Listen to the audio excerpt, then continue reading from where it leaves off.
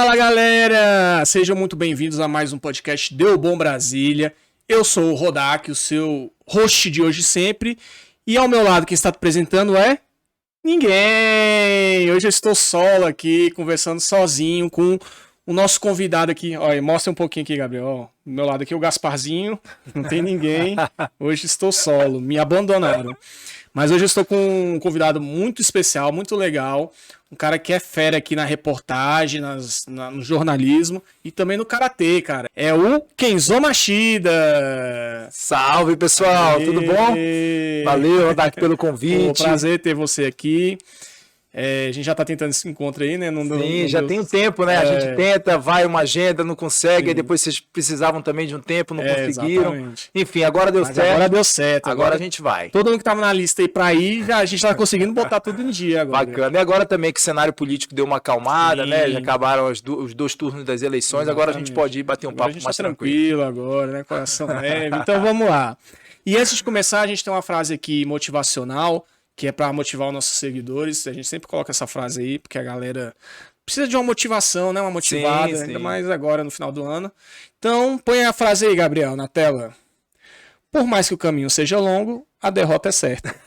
Essa é a nossa frase. Na verdade, é uma frase desmotivacional, né? Queria que você comentasse, o que você acha? Não, é engraçado isso, né? Que hoje em dia a gente... existem muitas frases motivacionais. Sim. E aí, quando você pega essas frases que viram memes e viram figurinhas, e aí, quando você tá naquele debate do grupo ali no WhatsApp, você começa a conversar e fala, meu irmão, a derrota é certa, vai logo essa aí. Isso é muito bacana, que acaba que descontrai um pouco mais esse nosso bate-papo, e a gente passou por uma temporada tão pesada, né, tão difícil e tudo, quando a gente, por mais que seja uma frase desmotivacional, acaba que é algo que alegra um pouco e descontrai um pouco as conversas. Eu costumo falar que sempre a gente tira algo de positivo dessas frases desmotivacionais. Sim. A gente sempre, quando coloca, a gente volta nessa frase, alguma coisa. Todas as conversas que a gente teve, a gente conseguiu tirar alguma coisa positiva dela. Então vamos ver se a gente consegue tirar alguma coisa positiva depois, né? Sim. No decorrer da frase. Mas é isso, galera. Por mais que o caminho seja longo, a derrota é certa. Então, paciência e vamos que vamos. E agora vamos falar dos nossos patrocinadores. Primeiro, a Café de Andrade, que fica lá no Sudoeste. Põe um VTzinho. A Café de Andrade fica lá no QMSW 6, Bloco G, loja 5052, Sudoeste, no... Esqueci onde é que é, mas ó, eles servem café, servem brunch, esse croissant que é uma delícia, esse frappé de pistache. Deu até vontade. Né? Lindo. Eu não sei qual é o nome, eu acho que é francesinha, uma salada de fruta, um bolo, uma delícia também. Tudo quem faz é a Paula, que é a dona do café, com nosso patrocinador aí, Café de Andrade. Se você não conhece, fica aí a dica, que é muito bom lá, muito gostoso as coisas. A gente já foi lá, já conferiu tudo de pertinho, já fizemos a matéria lá. Então, Café de Andrade, nossa patrocinadora aí. Depois temos a Academia da Face também, que é uma academia pra face, como já disse. Eles passam exercício para você fazer pra face, para ficar mais jovem, rejuvenescida. Também faz aplicação de botox, faz procedimentos estéticos também. E é uma coisa muito interessante, muito inovadora, porque esse negócio de exercício pra face, para trabalhar a musculatura, é uma coisa nova, né? E eu mesmo não conhecia. Então eles estão vindo com essa proposta aí pra Brasília, Academia da Face, que fica, sabe aonde? Sudoeste também.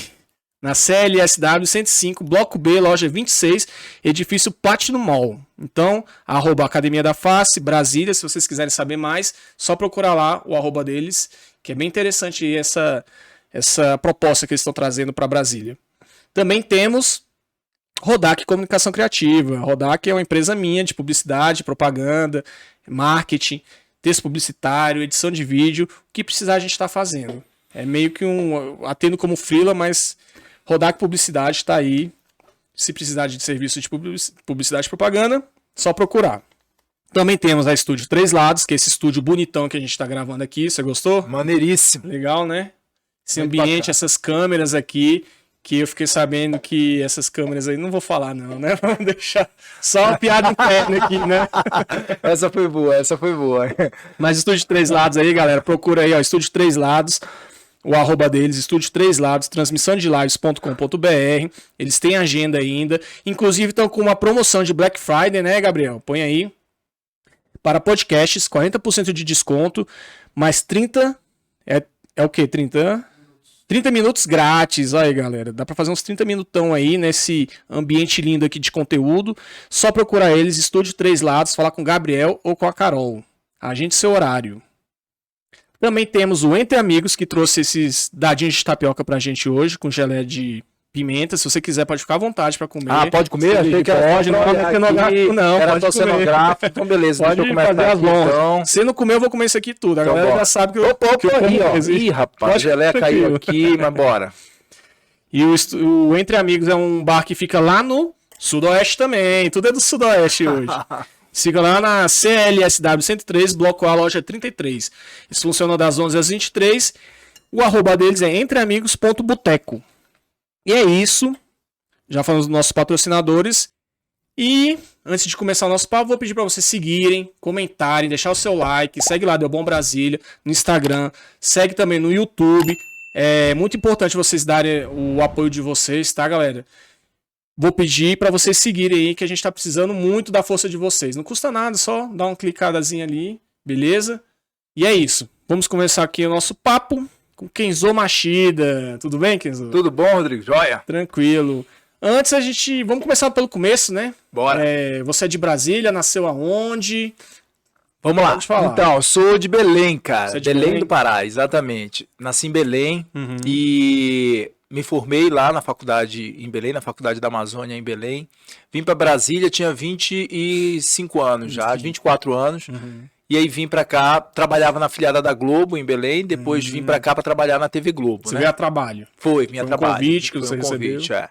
E aí vim para cá, Mais ou menos que ano, assim? foi em 2008, meio de 2008. Eu vim para cobrir umas férias de um repórter. Antes de vir para cá de vez para morar aqui e cobrir férias de um repórter, eu tinha vindo uma vez a Brasília, vim para casa de um casal amigo meu, a Alho e o Davi. Mas eu vim com o objetivo de conhecer a Globo, de Sim. entender melhor, saber como é que funcionava, porque eu trabalhava lá numa afiliada. E eu tinha muita vontade de trabalhar numa Globo mesmo, né? Porque existem Entendi. apenas cinco emissoras que Globo. são realmente Globo no Brasil. E eu trabalhava em uma afiliada. Então é diferente, o contrato é diferente, apesar de ser todas Globo, o Você contrato sabe onde é é que fica, diferente. mais ou menos, as Globos? As 5, sim, sei. São Ficam Paulo, em Brasília, Rio de Janeiro, São Paulo, Belo Horizonte e Recife. São as 5, né? Entendi. E eu queria muito trabalhar numa emissora Globo, era um objetivo meu de carreira mesmo. E aí eu vim primeiro para conhecer um pouco da estrutura, saber como é que funcionava. Peguei 15 dias das minhas férias que eu tinha na afiliada da Globo e vim para cá. Cheguei aqui, fui lá, me apresentei, pedi o meu diretor, entrou em contato com o diretor daqui da Globo de Brasília. A gente conversou, eles conversaram e falou, ó, o Kenzo quer ir para acompanhar as equipes, e aí eu vim. Fiquei durante 15 dias acompanhando as equipes aqui, vendo como é que funcionava a reportagem e tudo. Ainda não fazia reportagem, né? Só Eu acompanhando. fazia em Belém, né? Eu já Sim, sabia fazer, porque mas aqui não. foi só para acompanhar. Foi só para acompanhar primeiro. E aí quando eu vim, fiquei aqui um tempo. Depois no final da temporada, eu disse assim... Aí eu falei com o chefe de redação, falei, poxa, eu queria fazer um teste. Amanhã já é meu último dia, eu posso sair junto com o repórter e fazer um teste para poder vocês me avaliarem, verem e tal. Aí ele disse, não, pode ir. Aí eu fui. Saí para fazer a reportagem. Eu lembro benzinho que era uma reportagem, inclusive, no Lago Norte, era sobre leishmaniose de cachorros sim. e tal. E aí a gente saí junto com a Camila Guimarães, que ainda é repórter da Globo. Sei quem é. Saí junto com a Camila, aí a gente foi lá, fez a matéria e tudo. Ela fez a matéria dela, eu fiz a minha. Quando eu voltei, eu fui lá e editei minha matéria junto, com o editor de imagem, tudo, montei toda a matéria. Você que editou? Foi, eu que editei. Assim, eu chamei uma editora para olhar meu texto, ela olhou meu texto. E aí eu fui pro... Você que botou a mão na massa. Foi, aí fui pra ilha e já sabia editar, né? Sim. Porque em Belém eu já executava um pouco dessa função Mas de editor. geralmente não é você que faz a edição, Não, já tem uma não, equipe não. de edição. Se bem que o jornalismo mudou muito, né? O jornalismo de TV mudou muito e hoje a gente Faz tudo. faz tudo. Acaba que faz muito... Que é bom também Que é pra muito bagagem, bom, né? é muito bom. E aí a gente pegou e aí eu editei a matéria. Quando acabei de editar, chamei o chefe de redação, falei, eu queria que você visse, eu já editei a matéria e tudo. Ele olhou, falou, pô, gostei e tudo. Aí fez algumas observações. Aí falou, então tá bom. Aí falou, ó, quando você for chegar em Belém, você me manda um material seu de apresentação e tudo? Eu digo, mando. Aí eu fui para Belém. Quando eu cheguei lá, preparei o material meu de apresentação. Eu era apresentador já em Belém, né? Eu apresentava o Jornal do Meio-Dia, isso. Eu fui repórter, entrei como repórter e depois virei apresentador. E aí Aí eu mandei esse material para ele olhou. E aí eles gostaram, aí 1 mês e meio depois eles me chamaram, Kenzo, a gente me ligaram e falaram, Kenzo, a gente tem uma vaga para você cobrir férias durante 30 dias, você tem interesse de vir para cá?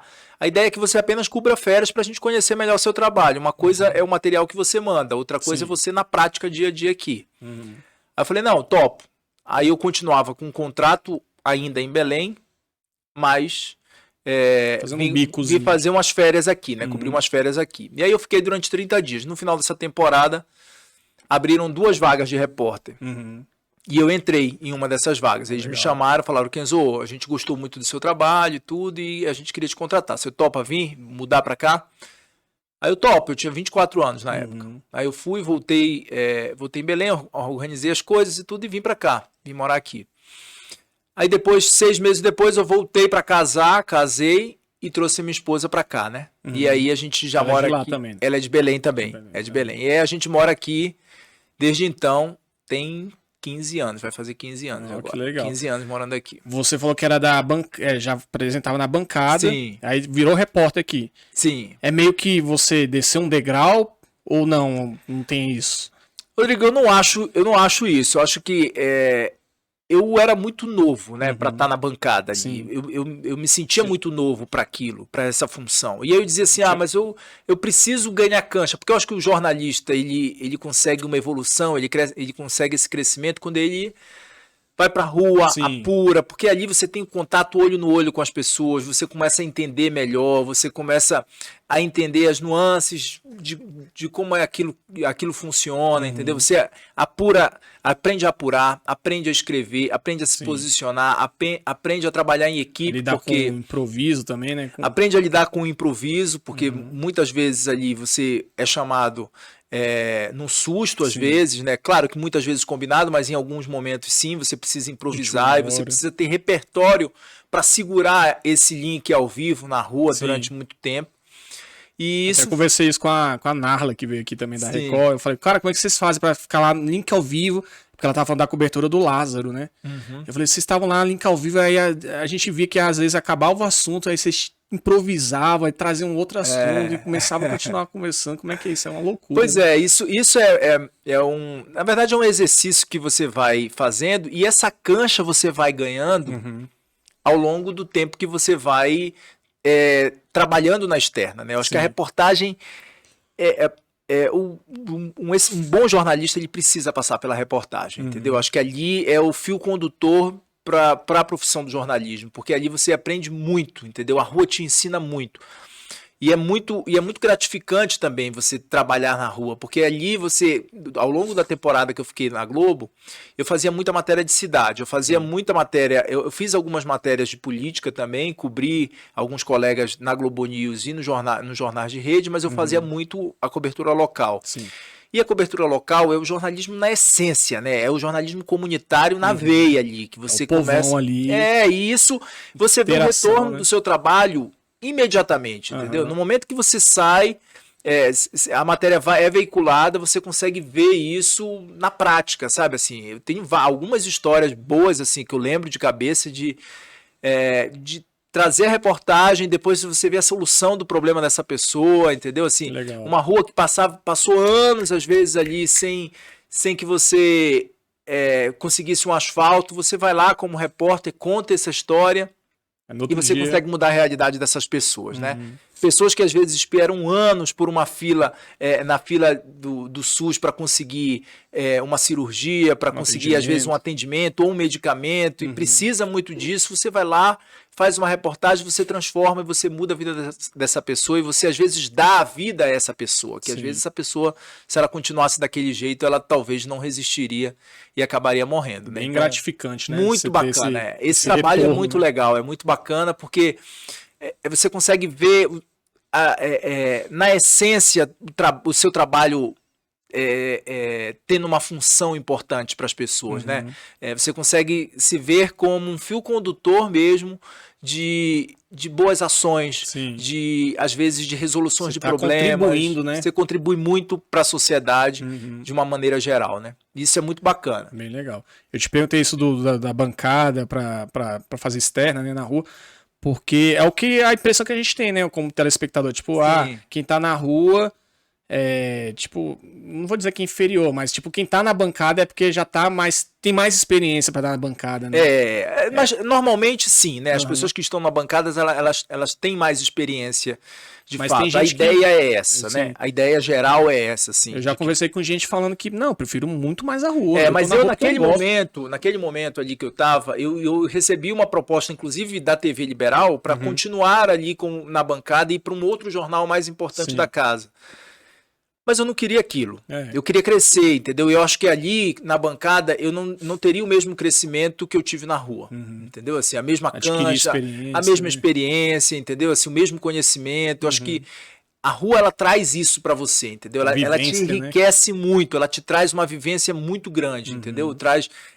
Ela te traz um conhecimento muito, muito bom e muito importante para sua carreira, entendeu? Porque quando você vem para um estúdio, você chega no estúdio e você tem pouco contato com as pessoas, porque você não está ali olho no olho. Por mais que você tenha um contato de vídeo, é diferente de você estar perto dessas pessoas.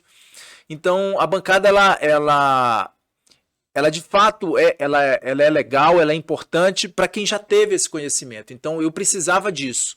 E eu com 25 anos, 24 anos, eu dizia assim, pô, eu tenho 24 anos, eu não tenho como ficar parado dentro de um estúdio. Você meio que pulou um degrau, né? Já. Assim, sabe, eu já estava ali numa apresentação, mas isso seria confortável para mim falar assim, eu vou continuar aqui dentro do estúdio, porque aqui eu não pego sol, aqui eu tenho água à vontade, tenho café à vontade, estou no ar-condicionado, estou sentado, apresento durante um tempo. Não que seja fácil a vida do âncora, mas a vida do repórter, ele rala muito mais, né? Porque ele tá no sol, pega chuva, entendeu? Muitas vezes ele é confrontado com as pessoas às vezes nem sempre te tratam bem, às vezes te recebem mal, entendeu? Em muitas situações você tá ali num lugar muitas vezes desconfortável, você precisa sentar, escrever, se concentrar, escrever sua reportagem. Então, mas essa dificuldade eu acho que ela é importante para o seu crescimento profissional como jornalista, né? Como é que você faz para decorar o seu texto, memorizar aquele texto e falar tudo ao vivo assim? Você tem um... Como é que é? Você fica estudando antes? É muito prática também, facilidade, né? Assim, eu acho que isso é muito prática e você entender muito mais o assunto. Eu acho que o mais importante do que você decorar né? É você entender.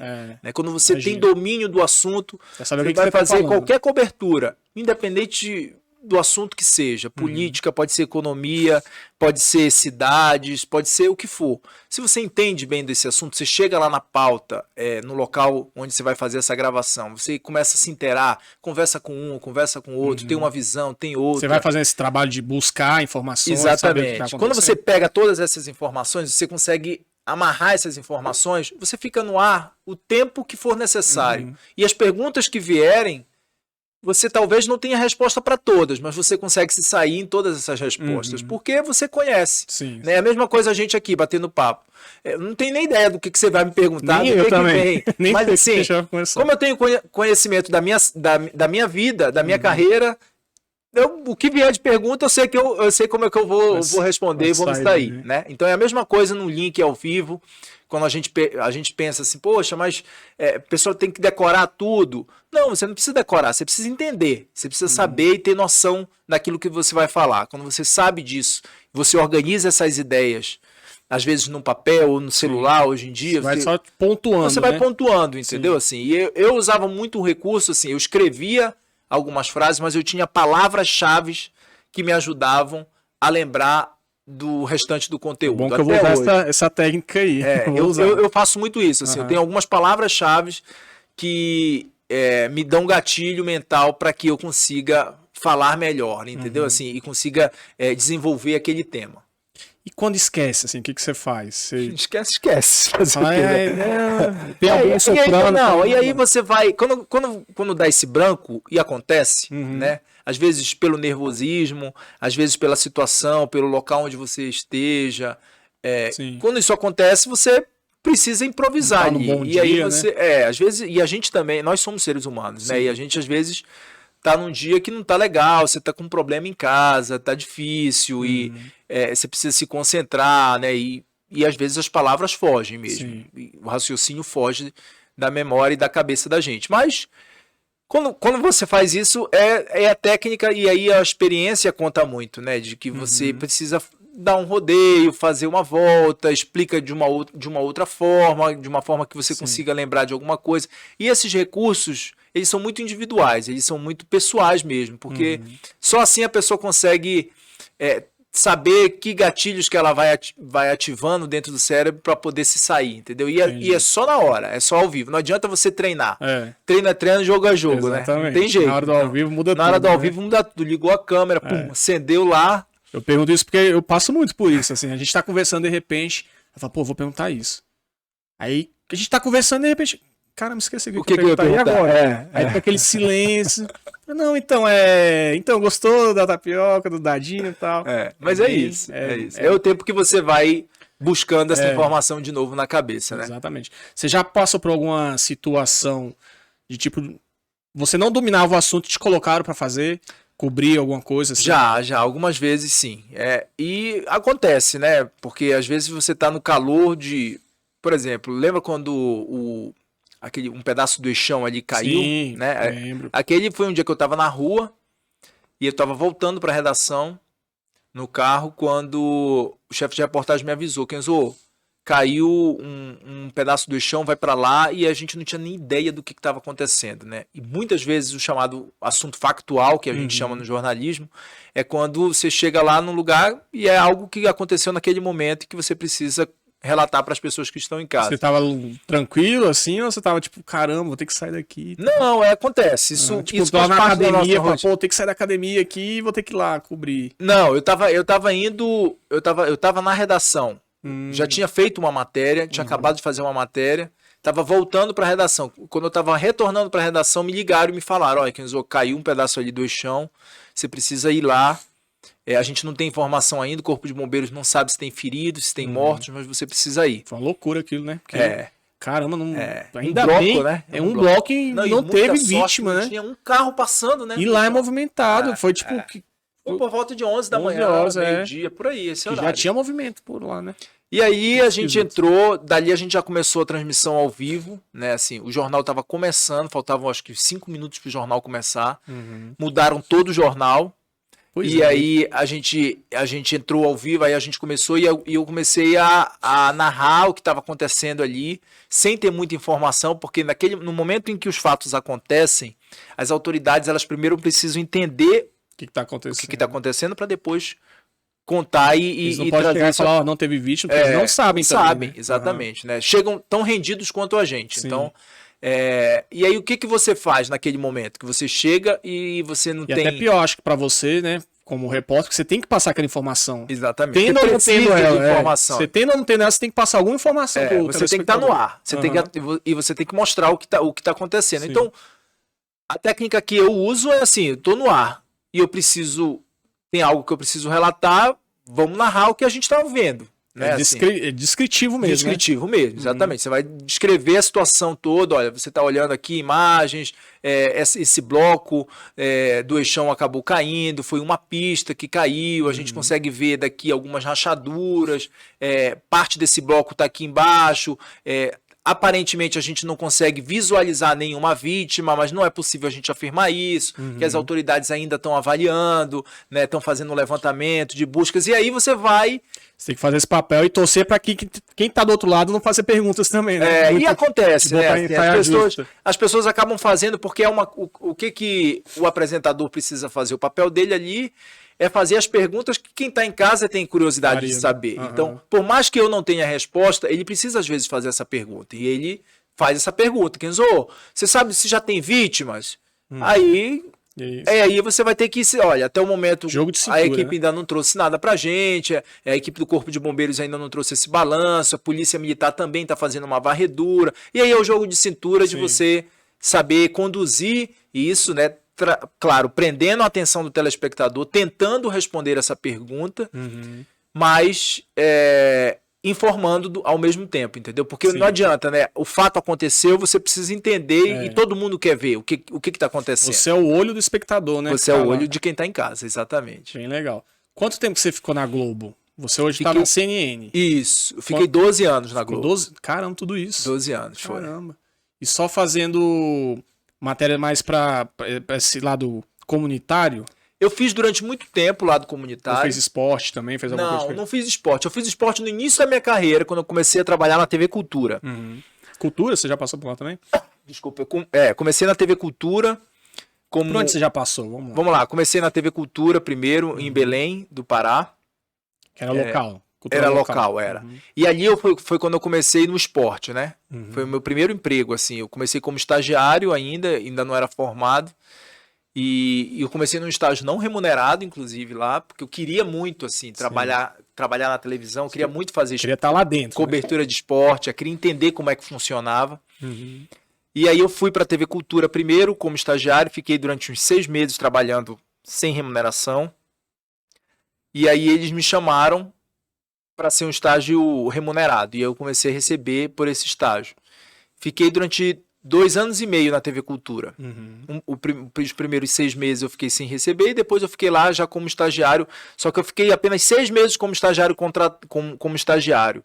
E logo depois eles me contrataram como produtor e apresentador, porque eles me viram ali uma habilidade minha na comunicação, uma forma de comunicar, gostaram e começaram a me falar assim, Kenzo, vamos testar fazer uma apresentação. E eu comecei a fazer um curso de apresentador. Isso que eu ia perguntar, você sempre foi comunicativo ou você teve que fazer um curso para desenvolver esse lado? Não, eu sempre tive essa habilidade na comunicação, desde pequeno, sempre tive, mas você pode até ter talento, mas você precisa lapidar, né? Sim. Você precisa trabalhar isso. Por mais que você tenha essa habilidade de falar, de se comunicar, isso precisa ser lapidado, né? Em qualquer profissão, eu acho. Sim.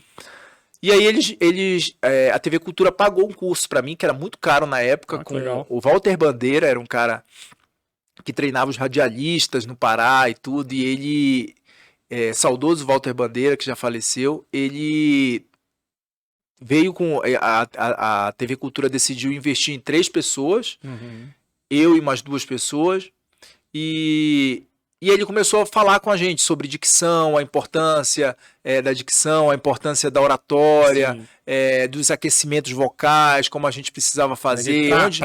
Né? Exatamente. E aí, qual a entonação que você dá na voz, aonde você dá mais valor, onde você dá menos valor, entendeu? Assim, esse trabalho que... Acaba que hoje, para mim, ele é muito involuntário, é muito natural, né?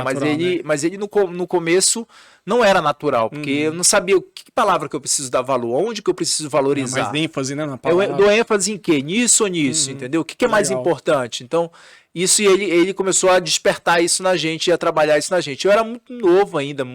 E aí os 2 colegas que estavam fazendo desistiram, falaram, não, eu não quero mais isso.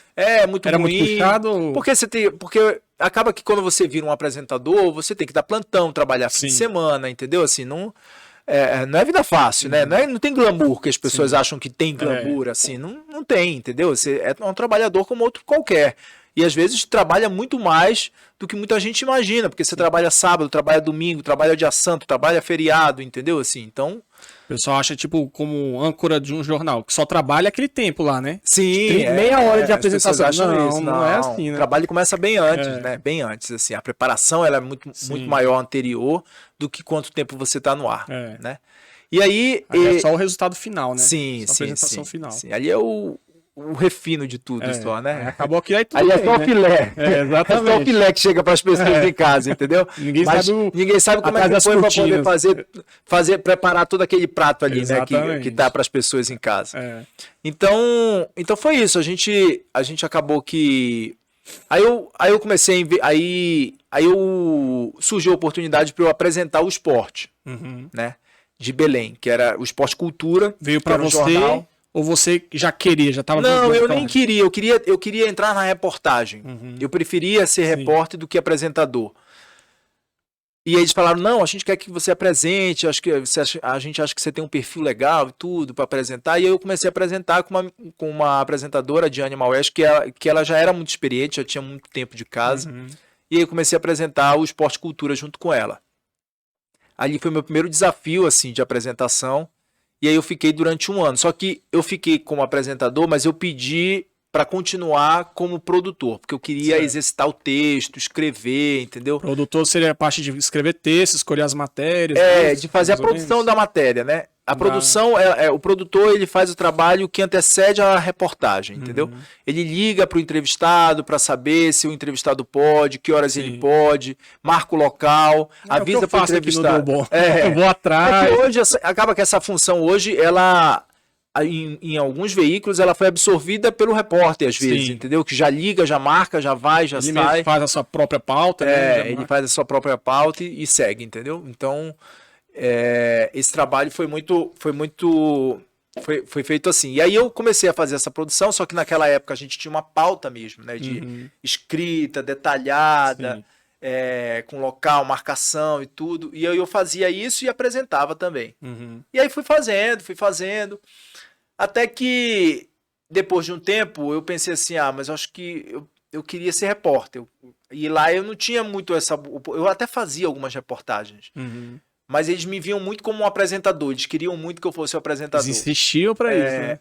Aí eu falei assim, não, eu vou pra TV Liberal, que é afiliada da Globo.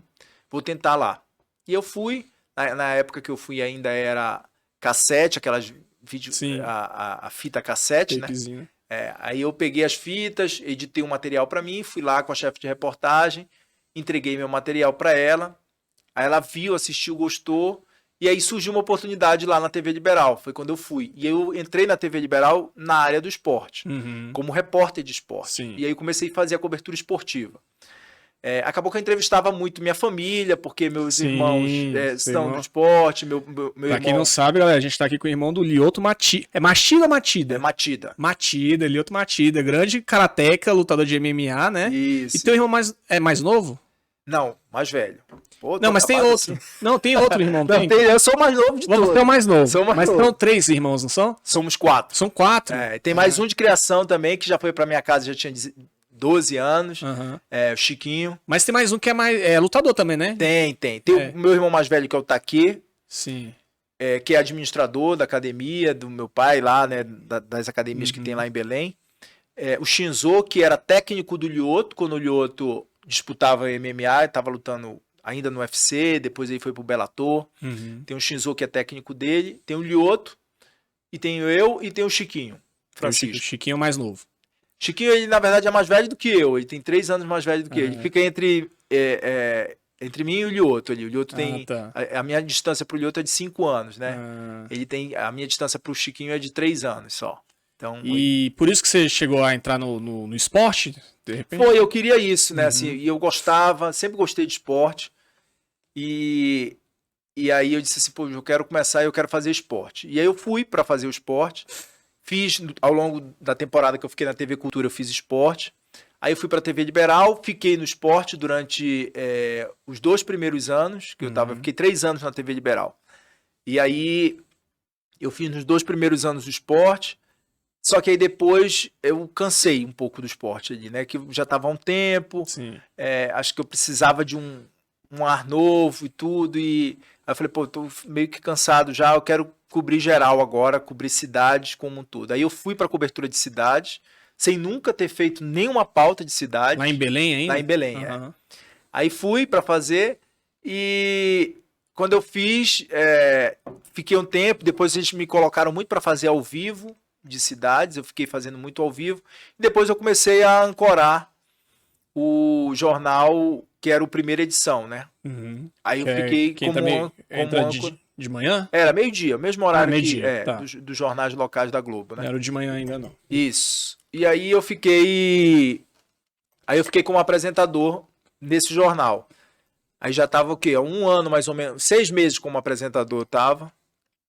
E aí eles queriam que eu continuasse como apresentador. E aí foi quando eu vim para Brasília, né? E fiquei Você era muito bom como apresentador, então, né? Porque o pessoal O insistia. pessoal sempre insistiu. Minha carreira inteira foi assim, né? Todos os veículos que eu passei, todo mundo sempre insistia assim: não, vai pra apresentação, vai pra apresentação. E eu sempre lutando pra vir pro outro lado, né? Dizendo, não, mas eu quero ir pra reportagem, porque eu acho que.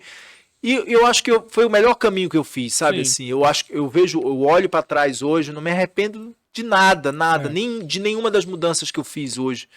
Na minha carreira eu olho e me arrependo, sabe? Assim, em todas eu tirei um proveito positivo, em todas eu vi um crescimento muito grande na minha carreira, no meu profissionalismo, no meu trabalho, entendeu?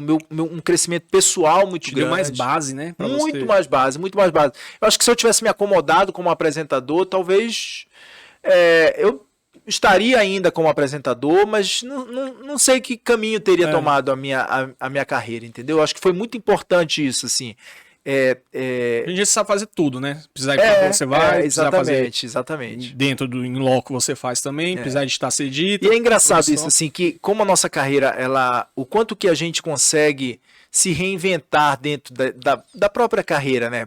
Por exemplo. Eu hoje vejo assim, e a gente olha, por exemplo, depois de trabalhar por 12 anos na Globo, eu fui para a CNN me reinventar mais uma vez. Sim. Né? Assim, me desafiar mais uma vez. Que é o que eu percebo pela sua narração aqui, pela trajetória que você fala. Você sempre tá se desafiando, né? Fazendo alguma coisa diferente. Falando, quando a maré tá muito mansa, eu digo assim, irmão, bora sacudir esse mar aí, porque eu quero é confusão. Eu vejo isso em você. Você acha que isso vem de repente, do karatê?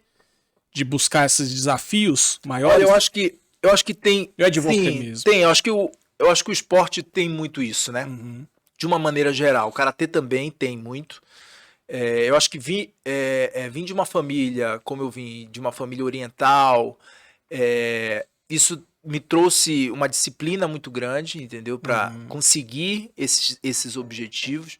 Mas eu acho que essa questão de mudar é muito minha mesmo, assim, sua, sabe? Eu tenho inquietude. Essa inquietude, ela é minha, ela é natural minha. Ares. Ares é bem inquieto, né? A gente teve com o Eldo aqui, o episódio passado, ele também é ariano, e é do mesmo jeito. Buscando coisa, buscando desafio, buscando coisa pra fazer o tempo todinho.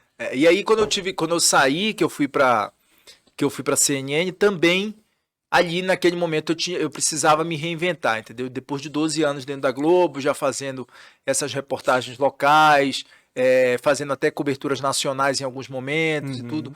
Como âncora, eu tive que me reinventar mais uma vez, entendeu? E num canal de notícias de mais de 16 horas de notícias, né? Ao vivo. Então, assim, era tudo ao vivo, numa TV que estava surgindo ainda, né? Tava começando assim. Nova aqui no Brasil, né?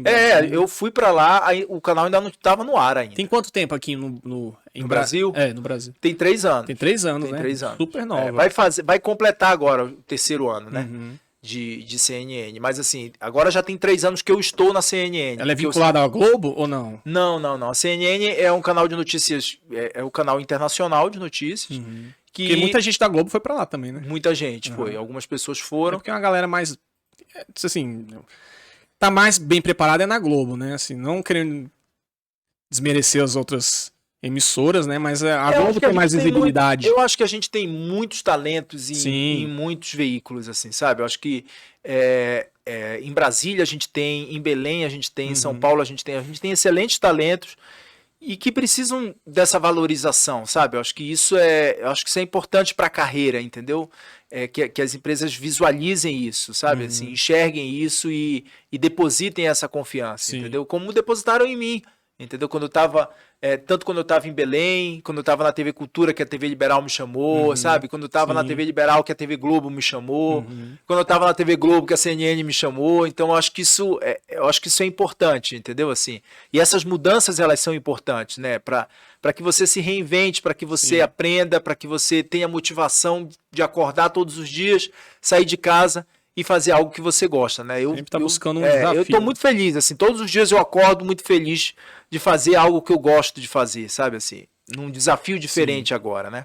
Como é que é na CNN? Como surgiu esse convite para ir para a CNN e o que você faz hoje na CNN? Então, na CNN eu tava, depois de uma temporada na Globo, a CNN estava surgindo no Brasil ainda, e eles estavam ainda recrutando esses talentos para trabalhar, e eles me ligaram. me mandaram uma mensagem, tudo, olha, Kenzo, a gente acompanha você aqui pela TV Globo, gostou do seu trabalho, vamos conversar? E a gente começou a conversar. Então, tá aí o que eu falei, que é tipo, a Globo é mais, tem uma visibilidade maior, né, de repente, do que as outras emissoras. Pela audiência, Pela né? audiência, Assim, acaba isso. que tem uma visibilidade Não, muito é grande. o que eu falei, não tô desmerecendo as outras, a gente recebeu, pô, galera da Record, galera do SBT aqui, é tudo super competente, mas a Globo, até hoje ainda tem uma visibilidade maior. Como ela é líder de audiência, acaba que chamando mais atenção, chama muito mais atenção, né? E aí eles me chamaram, foram me ligaram e tudo, e eu fui lá conversar com eles, e eles me fizeram essa proposta para trabalhar como âncora em Brasília. Uhum. E aí eu fiquei tentado, mas assim, ao mesmo tempo você fica preocupado, porque eu já tinha 2 filhos na época que eu saí da Globo. Uhum. E a Globo é uma excelente empresa para trabalhar, sabe? Assim, trabalhei ao longo de 12 anos, não tenho nada para falar da emissora. Assim, foi uma emissora que sempre me deu oportunidades nos momentos que eu precisava ter essas oportunidades. Algumas eu acho que eu nem soube aproveitar, talvez, sabe? Mas me deu, e assim, saí de lá de portas abertas. Eu acho que foi muito bacana, fiz muitos amigos ali ao longo dessa temporada, dessa jornada, mas eu precisava de um desafio novo, sabe? Eu queria um desafio novo, e aí foi quando eles me chamaram para ser âncora aqui em Brasília. Você já estava preparado, né? Falou, agora... Não sei se eu estava preparado, né? A gente às vezes acha que está preparado e... não sei se eu estava preparado, assim, mas eu queria, sabe? Assim, se eu tivesse, se eu não tivesse, não sei. Eu vou tentar, vou me jogar, vamos ver o que vai dar, né? E aí eu fui, assim, antes até do canal entrar no ar, os diretores já tinham sido contratados, e aí eles me chamaram para uma reunião e tudo, e eu fui. Gostei da proposta que eles me fizeram para ancorar o jornal daqui, e aí eu fui. Uhum. Aí eu pedi demissão da Globo e fui para a CNN. Quando eu entrei lá, ainda não tinha nada, não tinha nenhum escritório ainda. Bem novo, tudo bem novo. Bem novo. Chegou, tudo era mato. E aí a gente foi lá, eu fui para São Paulo, passei uma temporada lá com eles, fizeram um treinamento com a gente para mostrar todos os critérios que a CNN exige, né, assim, de direitos mesmo, direito de imagem, direito de voz, os cuidados que a gente precisa ter, né, o cuidado com a informação, o quanto que a gente precisa apurar aquela informação e por quantas mãos tanto que a CNN tem uma tríade, né, que são alguns diretores da CNN que fazem uma avaliação desse material, assim, o quanto que esse material é importante, relevante, como ele que vai ao ar, e a tríade é que decide se aquela informação ela é um breaking news, que a gente chama, ou se não, ela não é uma informação de bastidor, ela entendeu? Então, é isso. E aí acabou que eu fui com essa função de apresentar os jornais, né, e fiquei com uma época como apresentador, mas quando eu fui para a CNN, eu já fui com esse objetivo de pensar assim, eu quero, além de ser apresentador, eu quero apurar a informação, assim, porque eu tinha essa essência da reportagem na minha vida, né? Eu falei, cara, eu não quero jogar fora tudo que eu aprendi ao longo de todo o tempo apenas para só apresentar. Eu quero apurar, eu quero conhecer, quero falar, quero entender mais sobre a política, até porque até então eu não tinha trabalhado durante um longo período na cobertura política. Todas as vezes que eu cobri política pela Globo, eu cobri política por uns períodos apenas. Eu cobria por 30 dias, aí voltava para fazer local. E é uma cobertura completamente diferente da cobertura de cidades, entendeu? Completamente diferente. Não é uma coisa que você gosta de fazer? Gosto. Hoje eu gosto muito de fazer, assim. Mas na época que eu trabalhava na Globo, talvez pela falta de maturidade, eu não gostava tanto.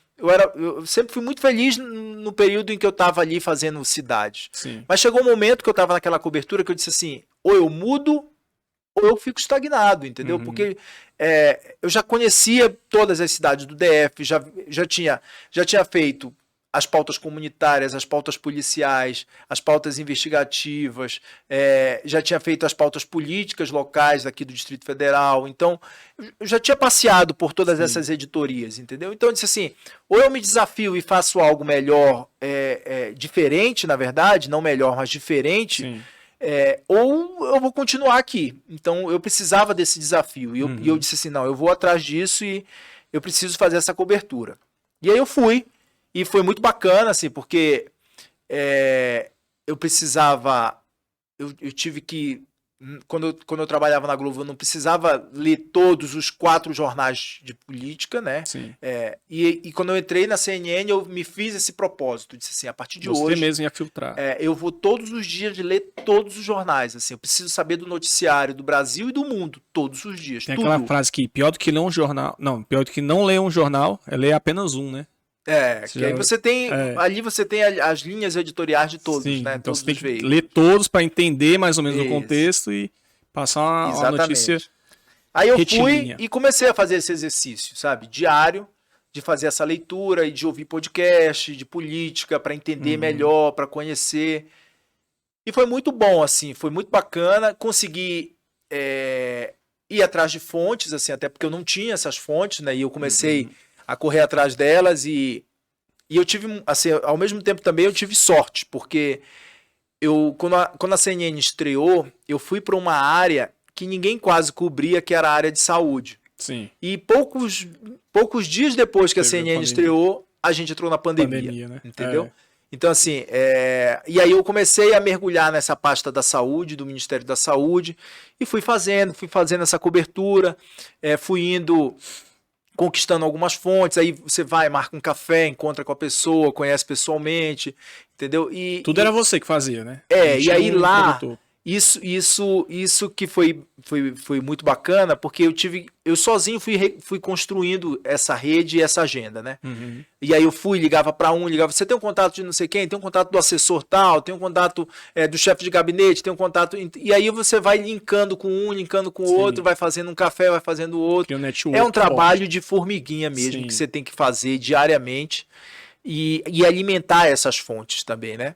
E foi exatamente o que eu fiz e eu consegui, assim, mergulhar numa pasta que pouca gente mergulhava, pouca gente se interessava, num momento tão crucial para o país, né? Que foi o momento da pandemia. Então isso foi muito bacana. Eu acho que eu tive a sorte também de mergulhar nessa pasta, de entender melhor esses assuntos. E foi dali que eu comecei a angariar fui tentando ganhar outros espaços, entendeu? Dentro do Congresso, dentro do Palácio do Planalto, para entender como é que funcionava esse trâmite dentro do Ministério da Saúde, eu tinha que entender como é que era dentro do Palácio do Planalto. Então, através da saúde, você foi entrando na política. E aí eu fui passeando para os outros segmentos, entendeu? Assim, então, foi uma estratégia involuntária que acabou surgindo, acabou aparecendo. E foi muito bacana, assim, foi desafiador para mim, todos os dias, e eu queria muito isso, né? Eu fazia as apresentações, lia o TP, chamava os repórteres, mas entre chamar um repórter e outro, eu ia lá, escrevia um pouquinho, mandava uma mensagem, pegava uma informação, mandava para a tríade avaliava, mandava para mim, Kenzo, tá aprovado, pode dar, e eu dava informação. Legal. Em muitos momentos eu consegui trazer uma informação em primeira mão.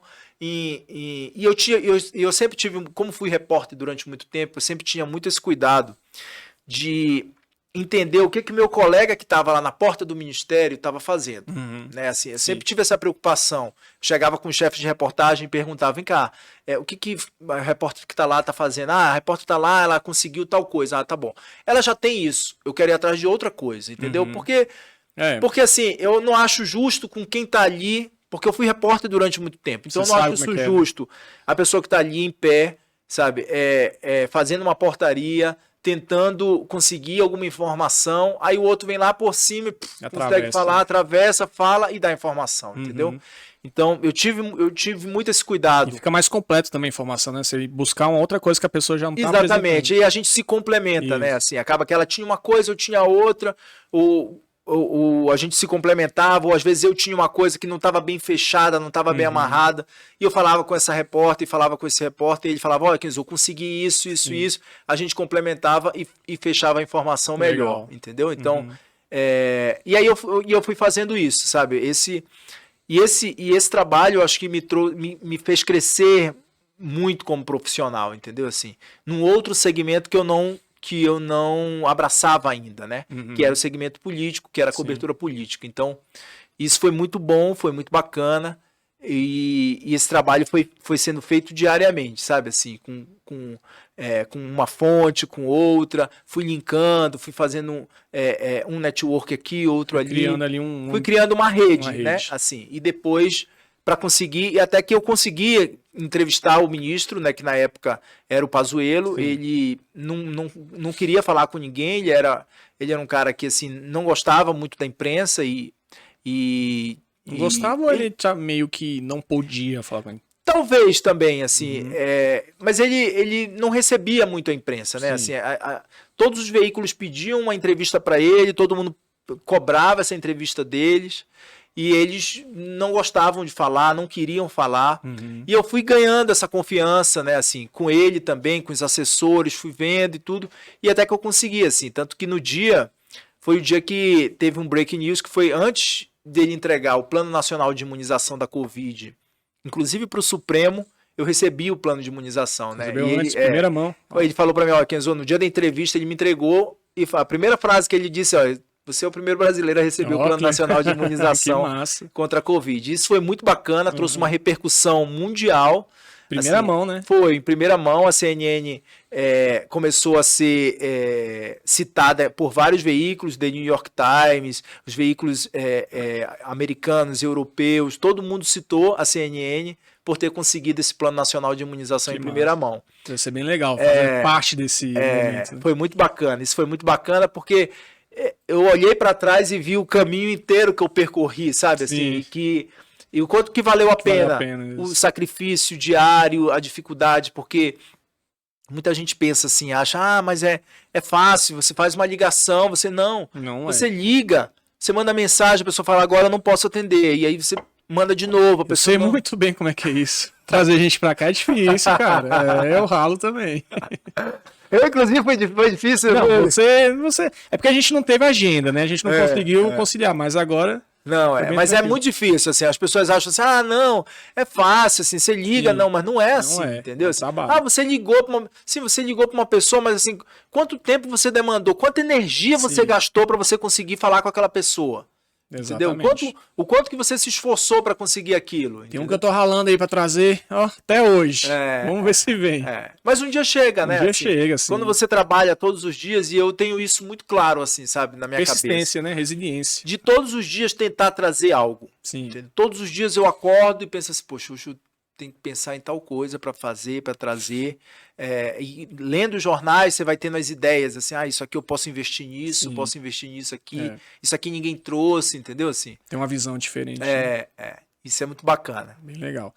E agora, passando para esse lado do karatê, que me interessa também, porque, como falei aqui fora do ar, né? Eu estou fazendo karatê também, me graduei agora para faixa vermelha. Que bacana, hein? E tô aí nessa arte que eu acho muito legal, muito... Como o meu sensei falou, um abraço pro meu mestre Vital lá, que ele é... Karatê Shotokan é uma arte muito de detalhes, né, cara? Não é uma coisa que você chega lá e dá um murro de qualquer jeito, um chute de qualquer jeito. Você tem que saber o que você tá fazendo, você tem que ter uma boa base, tem que ter equilíbrio. Como que você entrou por causa do seu pai, né? Sim, exato. E como é que é a sua relação com o Karatê? Pois deixa eu comer um dadinho aqui primeiro. Come aí, que eu vou terminar essa cerveja. Olha só, Rodrigo.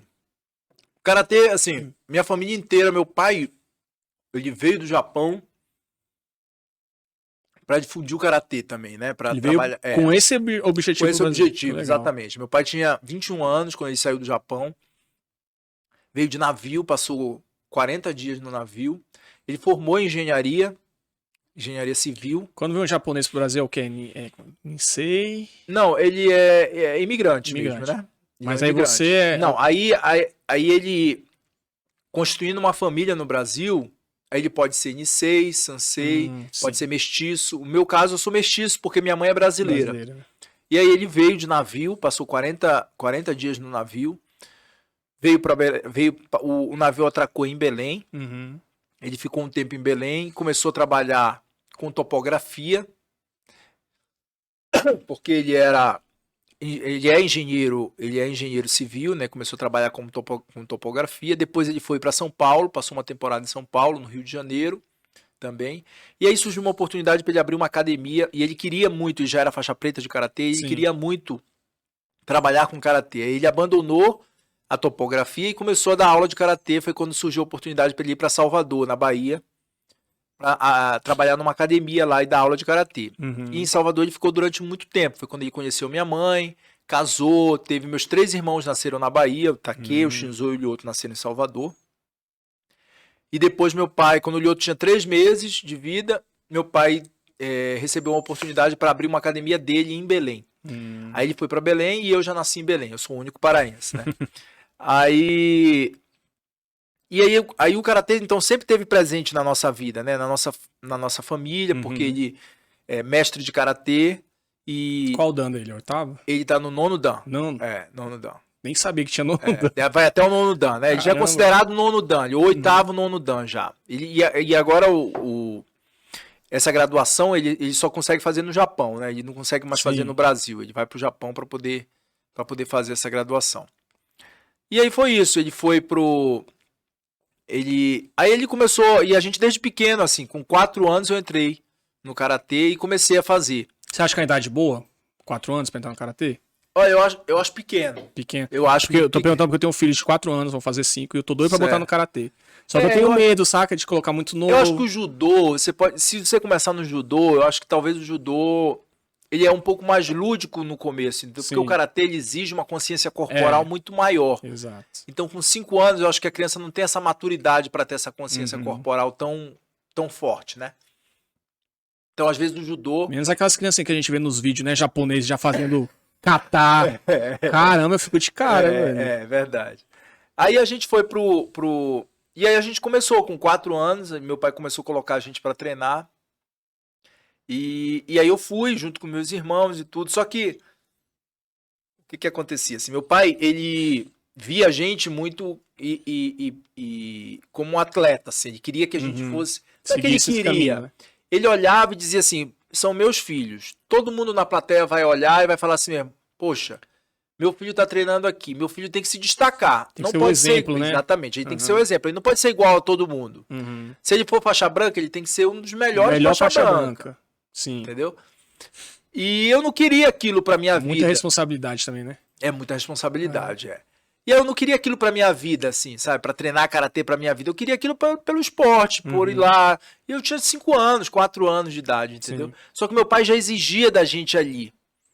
E ali, ele exigia, por exemplo, do meu irmão mais velho, que também queria, mas assim, ainda era muito criança, Sim. sabe? Exigia do meu segundo irmão, que é o Shinzo, só que o Shinzo queria muito aquilo, ele gostava, era aquilo, ele nasceu com essa vontade de querer, de fazer, de dar aula de karatê.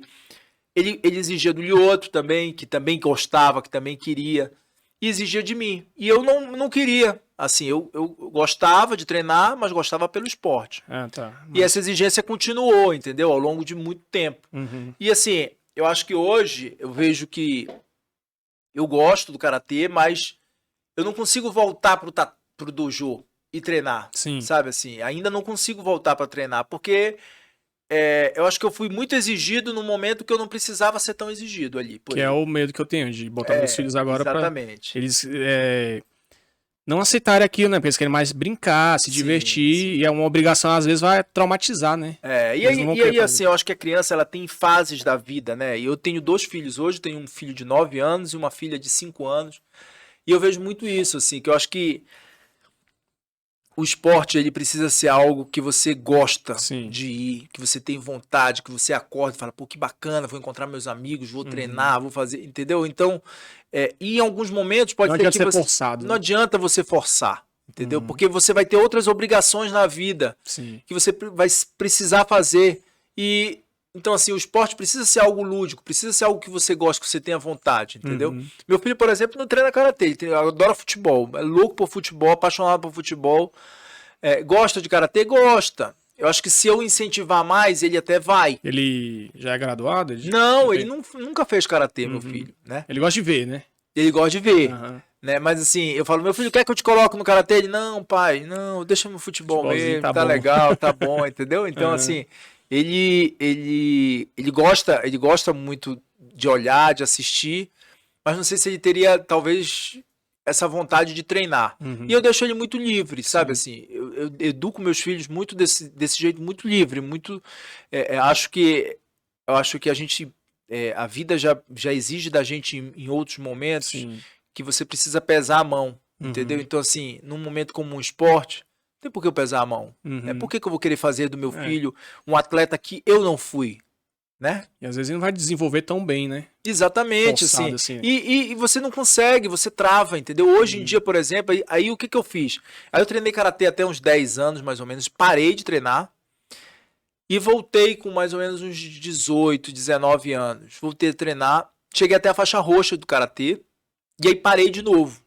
E aí foi quando eu entrei na televisão, quando eu entrei na TV Cultura, comecei a fazer, e aí eu não podia machucar o rosto, porque eu trabalhava no vídeo. E aí eu parei de treinar o karatê. Depois eu voltei, mas eu tive vontade de voltar, mas eu voltei a treinar e treinei jiu-jitsu, já aqui em Brasília, né? Já comecei a treinar aqui.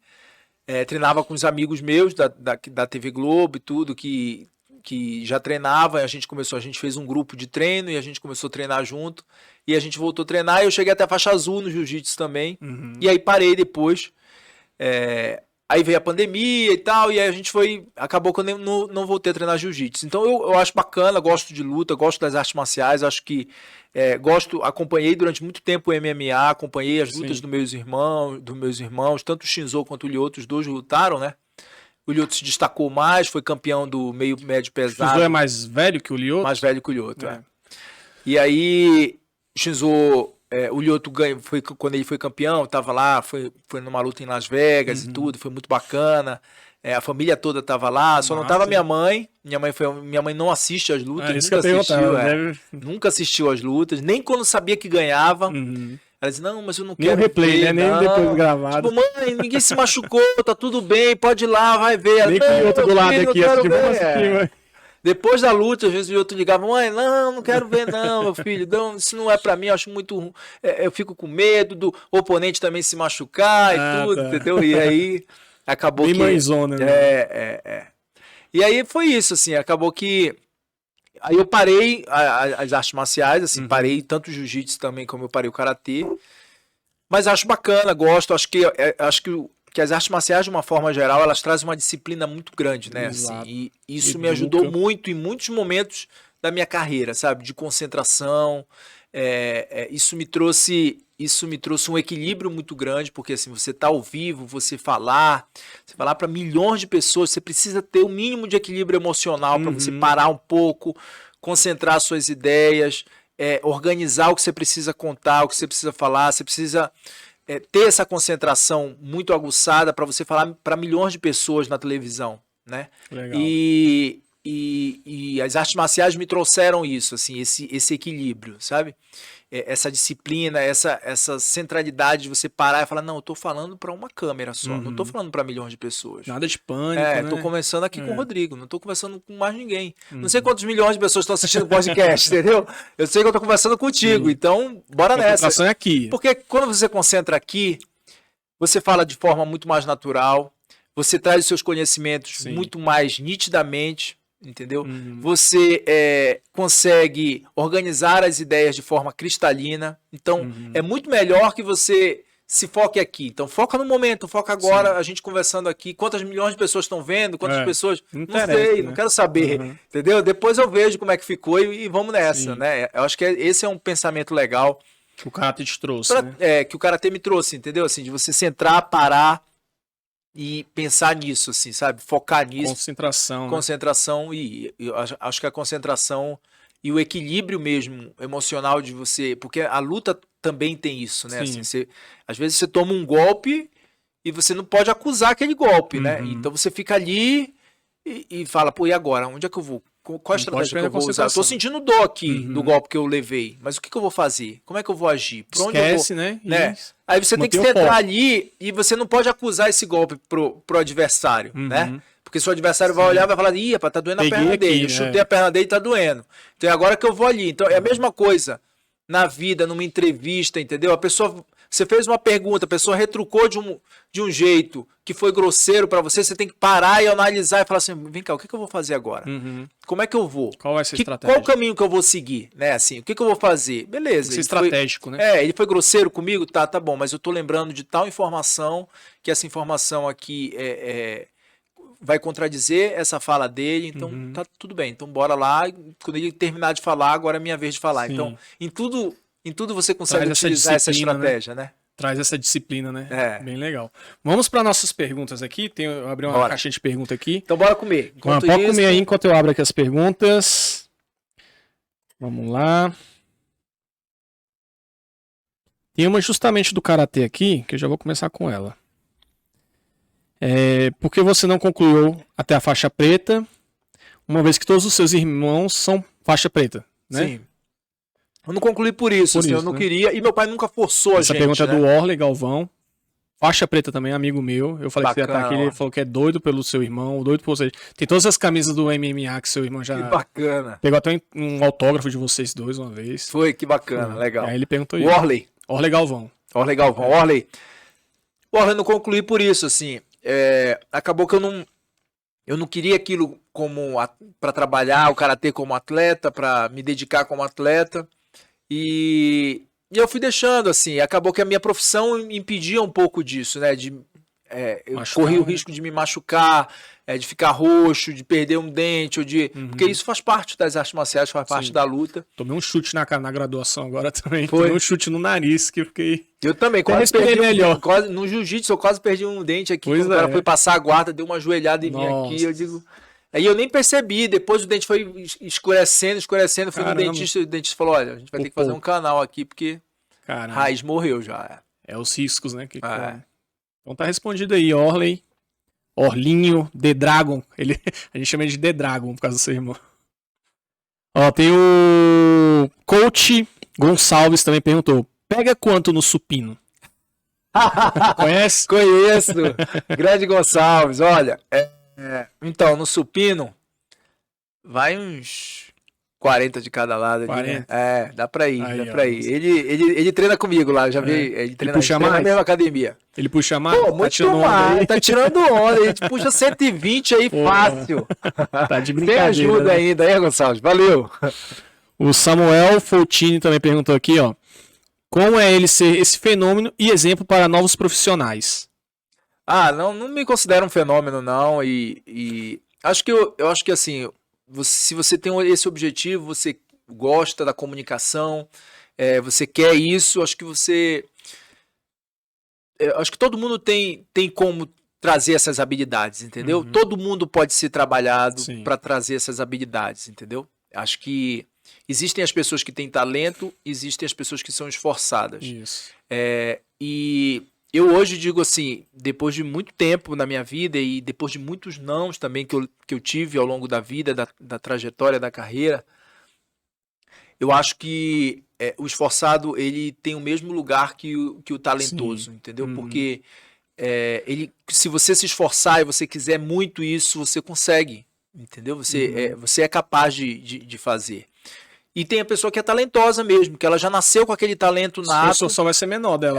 Só vai ter um esforço menor, mas ela também vai precisar se esforçar, exato, entendeu? Para poder lapidar, porque o talento natural, às vezes, ele não é lapidado, né? Ele não... você tem um talento, você tem essa habilidade, mas você precisa... Que a gente começou logo no começo. Sim. A gente conversou logo no começo do podcast aqui, de que esse talento ele precisa ser trabalhado para que você consiga olhar com mais nitidez e entender e ver que essa pessoa é talentosa. Olhar mesmo, mais crítico. Né? Exatamente. Legal. Deixa eu ver outra pergunta aqui. Qual a matéria mais difícil que você já fez? Mais difícil que eu já fiz... Olha, já tiveram várias matérias muito difíceis, assim. Tentar lembrar de alguma aqui... Você falou que fez muito policial também, teve alguma coisa assim que você já pegou? Fiz muitas matérias policiais. O que acontece, assim, eu tô tentando lembrar de algumas, mas assim, matérias tristes e difíceis, eu tento esquecer, sabe? E eu fiz isso ao longo de toda a minha vida, de toda a minha carreira. Porque eu acho que a gente precisa lembrar dos bons momentos, entendeu? Assim, então, fiz muitas matérias, assim, de crianças que morreram, de pais que perderam filhos, de assassinatos, de crimes, é sempre entendeu? ruim nessas Então, assim, o que eu procurei fazer ao longo de toda a minha carreira?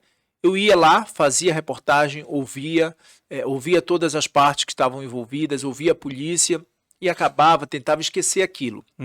Não alimentava aquilo dentro da minha casa, não levava pra casa. Não alimentava aquilo dentro das minhas redes sociais, não alimentava aquilo no bate-papo com os meus amigos, entendeu? Porque eu acho que isso já é tão pesado para que você consiga e você ainda guardar essas memórias, entendeu? Assim, quando ele me fez essa pergunta, eu lembro, é claro, que eu fui uma vez fazer, depois que eu já tinha sido pai, fui fazer uma criança que tinha morrido, não lembro a causa da morte dessa criança agora, mas lembro que eu, pela primeira vez, assim, me envolvi muito com a situação depois de ter sido pai. E isso depois me mudou, que vira pai, a gente fica muito sensível, né, cara? Me mudou muito como pessoa, sabe? Assim, acho que a paternidade me fez um ser humano muito melhor. E me fez um homem muito melhor, sabe? Tanto por ser pai de um menino como ser pai de uma menina. Eu acho que isso me mudou muito, sabe? Assim, em diversos pontos, em diversas características. Então, eu lembro disso, assim, o quanto que eu me emocionei ali e ouvindo a mãe, sabe, assim, foi muito duro para mim ouvir aquilo.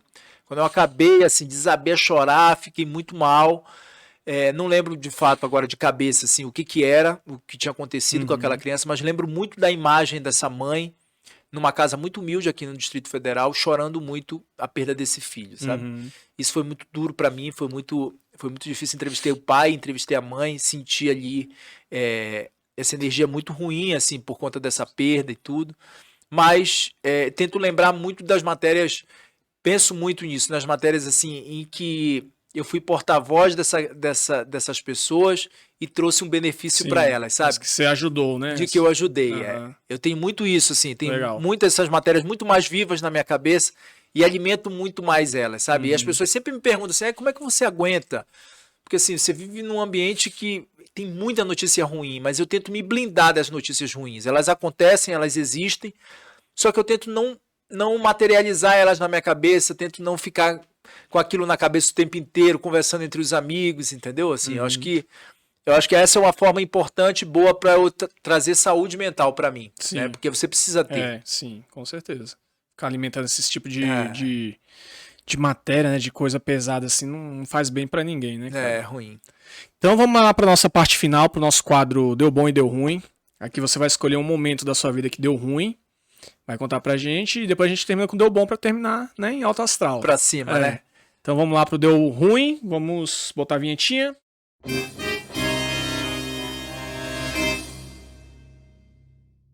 Vamos lá, o momento deu ruim. O momento deu ruim, muito engraçado isso. Foi no momento em que eu tava na faculdade ainda. E aí eu fui por uma entrevista de emprego, de estágio. Era uma entrevista de estágio, mas era um estágio super bem remunerado. E aí eles foram lá na sala, avisaram, olha, a gente tem abertura de um estágio para trabalhar numa empresa de telefonia móvel. Tava surgindo ainda assim essas empresas mais robustas e tudo. E aí, olha, numa empresa de telefonia móvel, você vai trabalhar como atendente lá, é uma bolsa de estágio muito boa. E aí todo mundo queria. Eu lembro que assim, a minha turma inteira foi, sabe? Chegou lá, cara, na entrevista, e aí eu lembro, e assim, eu sou um pouco desatento, sabe? Eu sou. Tipo, eu tô aqui, eu presto atenção, mas assim, algumas coisas me tiram muito do foco rápido. E aí a moça que que ia fazer a entrevista, falou: olha, gente, é importante que. E eu ouvi que a moça tinha dito: é importante que você tenha uma certa agressividade e tal.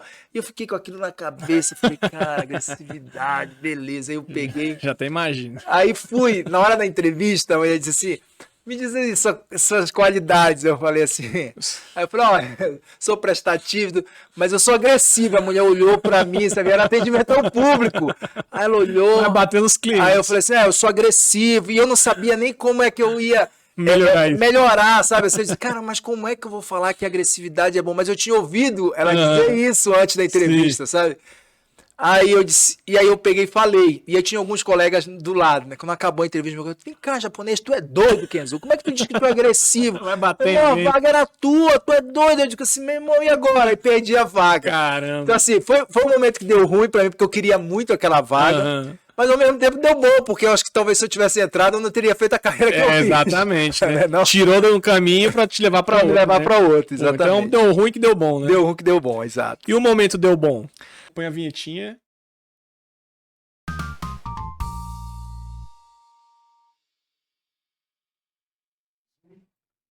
O momento deu bom? Qual que foi? Ó, o momento deu bom, tivemos vários momentos deu bons na vida, né? Mas eu acho que o melhor dos deu bons aí foi de quando eu fui pai.